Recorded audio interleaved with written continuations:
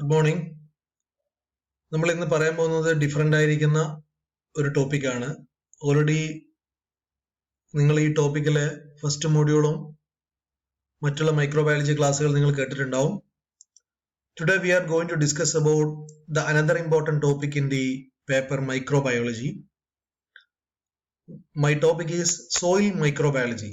എന്താണ് soil microbiology? നമുക്കറിയാം, ഇപ്പൊ നമ്മൾ മൈക്രോബിന്റെ ഒരു ലോകത്ത് ജീവിക്കുന്ന കാലഘട്ടമാണ്. ഒരു മൈക്രോബ് കൊണ്ടാണ് നമ്മളെല്ലാവരും ഇങ്ങനെയുള്ള ഒരു ഓൺലൈൻ ക്ലാസ്സിലേക്ക് പോലും വന്നത്. COVID-19 എന്ന് പറയുന്ന പാൻഡമിക്കിലാണ് നമ്മൾ ഉള്ളത്. അതുകൊണ്ട് തന്നെ മൈക്രോബിനെ കുറിച്ച് വളരെ നല്ല അവയർനെസ് നമുക്ക് ഓൾറെഡി കിട്ടിക്കഴിഞ്ഞു. എന്നിരുന്നാലും നമ്മൾ as part of the syllabus content, we are going to discuss in detail about the microorganism. That is the significance of this particular chapter. Already നിങ്ങൾക്ക് മൈക്രോബയോളജിയുമായി ഒത്തിരി ക്ലാസ്സുകൾ കിട്ടിയിട്ടുണ്ടാവുമെന്ന് ഞാൻ വിചാരിക്കുന്നത്. So today we are discussing the most important topic on microbiology. See, already മൈക്രോബയോളജിന്റെ syllabus നിങ്ങൾക്ക് കിട്ടിയിട്ടുണ്ടാവും. നമുക്കറിയാം, മൈക്രോ ഓർഗാനിസം എന്ന് പറയുന്നത് all these are some of the important micro organism. This is actually it is a fungus. And this is actually the fungus or the microbial organization or association that we know, the root nodules, that is a symbiotic associations.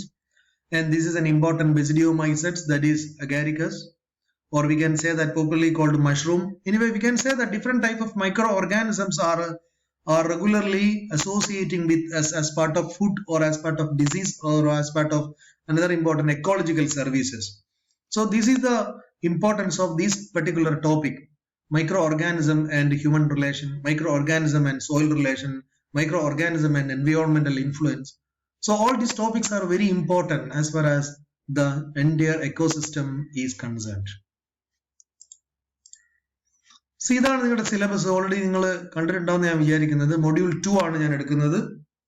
ഈ module 2 ഞാൻ പറയുന്ന topic distribution of micro organism in nature.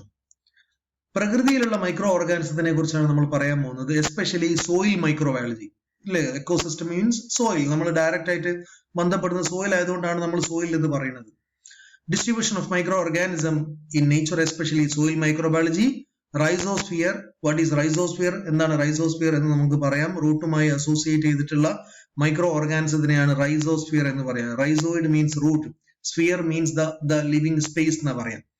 Nitrogen fixation, symbiotic and non-symbiotic phylosphere, water microflora, air microflora, milk microflora, food microflora, then biological nitrogen fixation, then symbiotic and non-symbiotic biochemistry of nitrogen fixation, assimilation of nitrate and ammonium ions, biosynthesis of amino acid, reductive amination and transamination, then GS-GO-GAT pathway or GOGAT pathway, etc.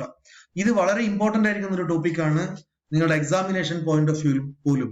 അതുകൊണ്ട് the module 2 is very important as far as the knowledge and examinations are concerned. So first we are going to discuss the detail about soil microbiology. എന്താണ് മണ്ണിലെ micro ഓർഗാനിസത്തിന്റെ വൈവിധ്യം? Actually നമ്മൾ മനസ്സിലാക്കേണ്ടത് ഇതാണ് നമ്മുടെ soil എന്ന് പറയുന്നത്. അല്ലെ, സോയിലിന്റെ ഒരു പെർട്ടിക്കുലർ ക്രോസ് സെക്ഷൻ എടുത്ത് പരിശോധിക്കുകയാണെങ്കിൽ നമുക്ക് ഇത്രയും കാര്യങ്ങൾ കാണാം. cyst, amoeba, flagellate, bacterial colonies, nematodes, ciliate, clay organic matter, then clay organic matter complex, decomposing plant cell, fungal hyphae and spores, actinomycetes hyphae and spores. So all these are some of the important microorganisms. They are present in the soil. ഇതിപ്പോ നമ്മളൊരു മണ്ണെടുത്ത് നിങ്ങൾ കയ്യിൽ വെച്ച് നോക്കുകയാണെങ്കിൽ you can see different type of micro organism. നമ്മൾ practical അങ്ങനെ ഒരു എക്സ്പെരിമെന്റ് ചെയ്യും. ഒരു പർട്ടിക്കുലർ സോയിൽ എടുത്തിട്ട് ആ സോയിൽ നമ്മൾ ഒബ്സർവ് ചെയ്യുകയാണെങ്കിൽ നമുക്ക് ഇഷ്ടംപോലെ മൈക്രോ ഓർഗാനിസം കാണാം. എസ്പെഷ്യലി ഏറ്റവും ന്യൂട്രിയന്റ് ആയിരിക്കുന്ന സോയിലാണ് മൈക്രോ ഓർഗാനിസംസ് ഉണ്ടാവുക. അത് നമ്മൾ ഡീറ്റെയിൽ ആയിട്ട് പറയും. എനിവേ, എന്താണ് soil microbiology? What is soil microbiology? Soil microbiology is the branch of soil science concerned with the soil inhabiting microorganism, their function and activities. എന്താ പറഞ്ഞിരിക്കുന്നത്? Soil microbiology is the branch of soil science. Soil microbiology is the branch of soil science that are concerned with soil inhabiting microorganisms. Soil വളരുന്ന micro ഓർഗാനിസവുമായി ബന്ധപ്പെട്ടുള്ള concern ആണ്. And their function and activities. അതുകൂടാതെ അവയുടെ ഫംഗ്ഷനും അതിന്റെ മറ്റുള്ള പ്രവർത്തനങ്ങളും. ഇതാണ് നമ്മൾ ഈ സിലബസിൽ പഠിക്കുന്നത്. Soil is the outer loose earth material which is distinctly different from the underlying bedrock and the region which support plant life. എന്താണ് soil എന്ന് പറയുന്നത്? Soil എന്ന് പറയുന്നത് soil is the outer loose earth material അല്ലെ, പുറമെ കാണുന്ന loose ആയിരിക്കുന്ന material ആണ്, which is distinctly different from the underlying bedrock. തൊട്ട് അടിയിലുള്ളത് കല്ലാണ്, അതിൽ നിന്ന് വളരെ വ്യത്യസ്തമായിട്ടുള്ള ഒരു സോഫ്റ്റ് മെറ്റീരിയൽ ആണ് soil. And the region which support plant life. That particular area is very important. ഈ ഏരിയക്ക് വളരെ പ്രധാനപ്പെട്ട ഒരു കാര്യമുണ്ട്. എന്താണ് ആ കാര്യം? ഇവിടെയാണ് ജീവനുള്ള ജീവികൾ വളരുന്നത് ഇല്ലേ? നമുക്കറിയാം, നമ്മളടക്കം മണ്ണിലാണ് വളരുന്നത്. നമ്മൾ ഒരിക്കലും കല്ലിന്റെ അടിയിൽ പാറിന്റെ ഉള്ളിൽ പോയി വീടുണ്ടാക്കില്ല, നമ്മൾ മണ്ണിന്റെ മുകളിലാണ് വീടുണ്ടാക്കുന്നത് ഇല്ലേ? സകല ഓർഗാനിസവും ഇല്ലേ, ഭൂമിയിലെ സകല ജീവജാലങ്ങളും ജീവിക്കുന്നത് ഈ പറയുന്ന മണ്ണിലാണ്.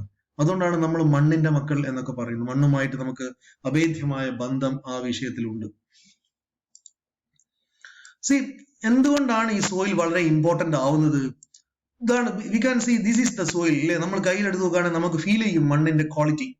Soil is made up of many things such as weather, rock and decayed plant and animal matter. Soil is formed over a long period of time. Soil is formed for the weathering of rocks and mineral. ഒരുപാട് കാലത്ത് കൊണ്ടാണ്, നമുക്കറിയാം, നമ്മൾ എവല്യൂഷനിൽ പറയുന്നുണ്ട്, ലൈക്കൻ വന്നു, then bryophyte വന്നു, then pteridophyte വന്നു, അങ്ങനെ ഒരുപാട് ജീവജാലങ്ങൾ വന്നതിന് ശേഷമാണ് ഒരു പാറ മണ്ണായി മാറുന്നത്. അപ്പൊ ആ പാറയിലാണ് മണ്ണുള്ളത്, ആ മണ്ണിലാണ് മിനറൽസ് ഉള്ളത്.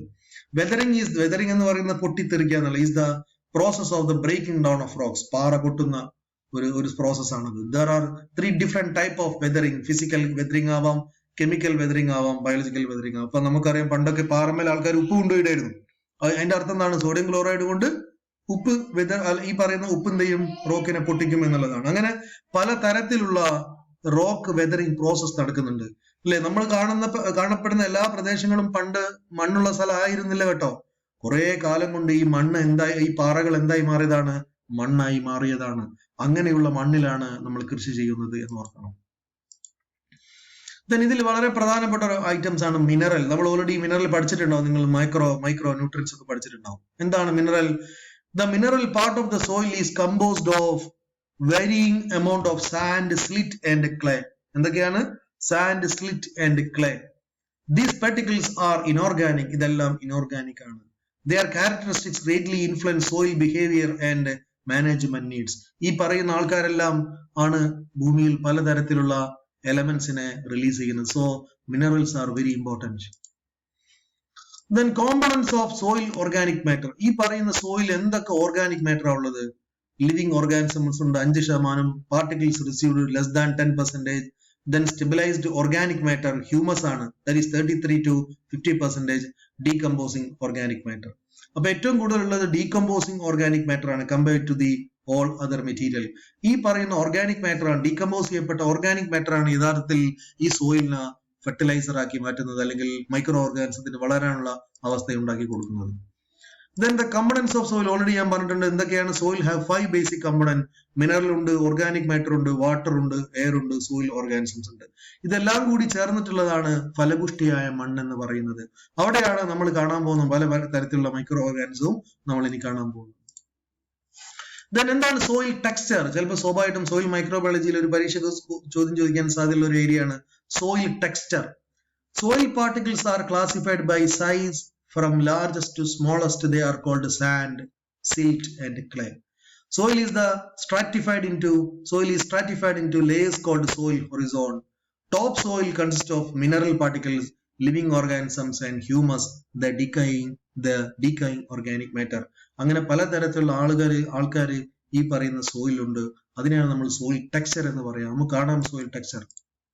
ഇതാണ് നമ്മൾ സോ കോൾഡ് സോയിൽ എന്ന് പറയുന്നത്. അപ്പൊ നിങ്ങൾ വീട്ടിൻ്റെ ഉള്ളിലുള്ള മണ്ണിനെ നിങ്ങൾ ഒരു കൈക്കോട്ട് കൊണ്ട് കുത്തി കഴിഞ്ഞാൽ നിങ്ങൾക്ക് ഇങ്ങനെയുള്ള റീജിയൻ കാണാം. ഈ region is very important.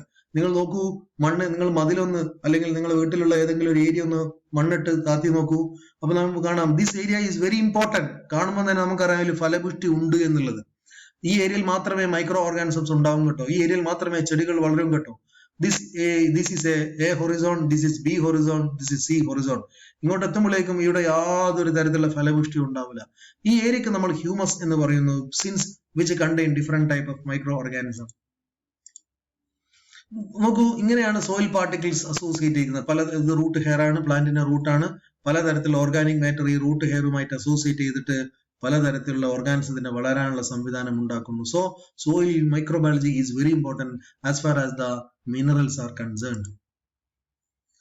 Now gross soil composition ടോട്ടലായി നമ്മൾ പറയുകയാണെങ്കിൽ നമുക്ക് പറയാൻ പറ്റും 45% mineral matter, 25% air, 25% water and 5% organic matter. ഇങ്ങനെയാണ് സാധാരണ ഒരു നല്ല ഒരു സോയിലിലെ കണ്ടന്റ് നമ്മൾ പറയുന്നത്. Then soil particle size. പലതരത്തിലുള്ള സോയിലിൽ പാർട്ടിക്കിൾസ് ഉണ്ട്. Particle size is an important property that allow us to make distinctions among the different soil material. പല സോയിൽ നമ്മൾ ഡിഫറെന്റ് ആണ് എന്ന് പറയുന്നത് ഇതുകൊണ്ടാണ്, സോയിൽ പാർട്ടിക്കിളിന്റെ സൈസ് കൊണ്ടാണ്. ചിലത് ചരലുണ്ടാവും അല്ലെ, ചിലത് നല്ല പൊടിമണ്ണുണ്ട്. അപ്പൊ നമ്മൾ ഗാർഡനിലെ സോയിൽ എന്നൊക്കെ പറഞ്ഞാൽ നല്ല പൊടിയാണ്. ഗ്രൗണ്ട് സോയിൽ എന്ന് പറഞ്ഞാൽ ചരലാണ്.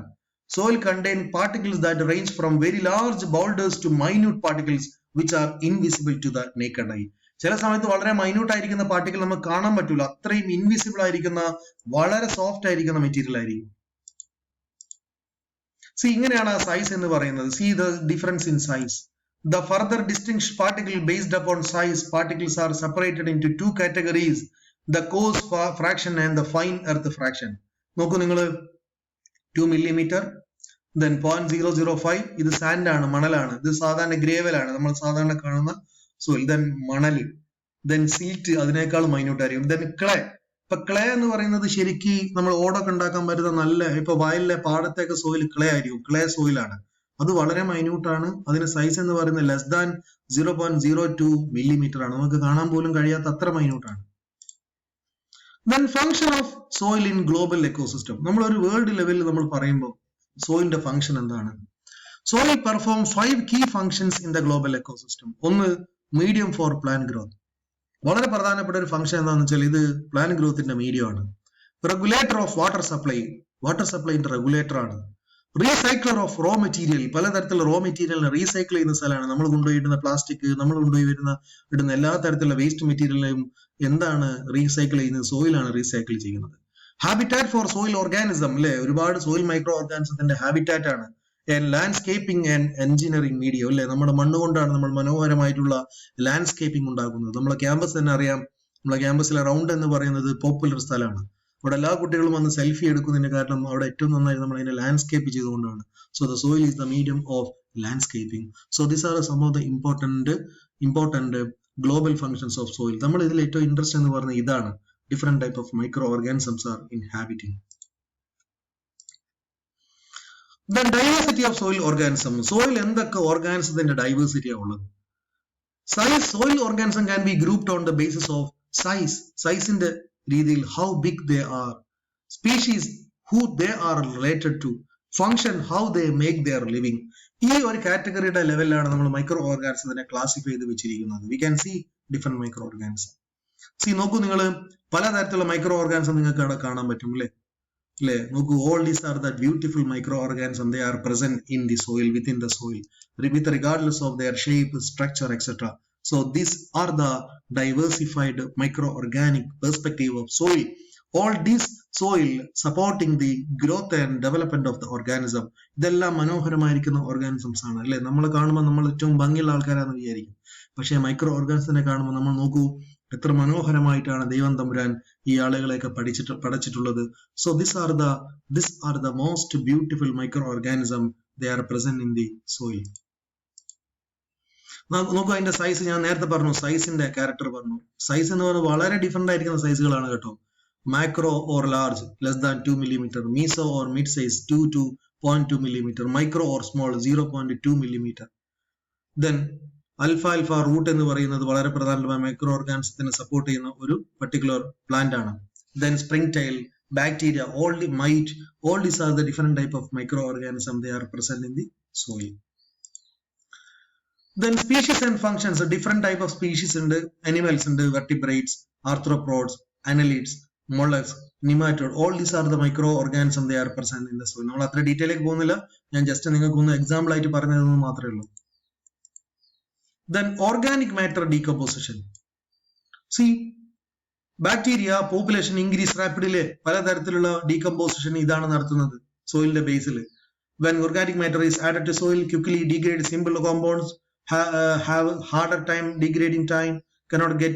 ഞാൻ പറഞ്ഞു വന്നത് all these microorganisms are supporting soil in different